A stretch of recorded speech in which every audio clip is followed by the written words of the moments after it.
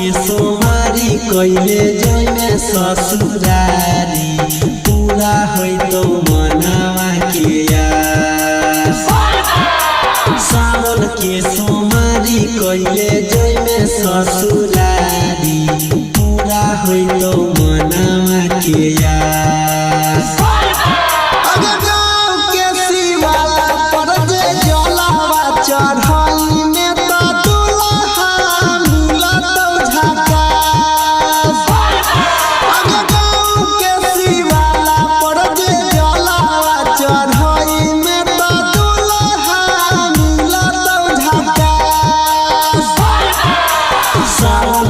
सोमारी कैले जइमे ससुरारी पूरा होइ तो मनावा के यार।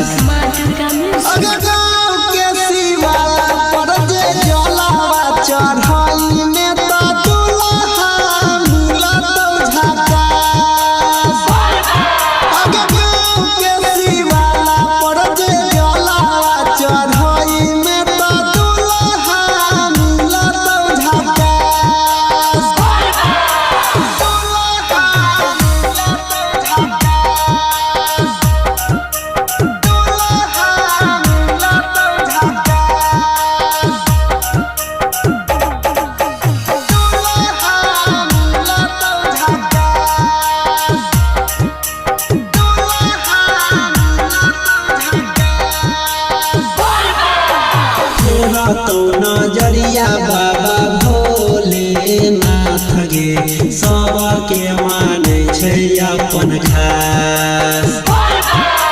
तेरा तो नजरिया बाबा भोलेनाथ गे सबके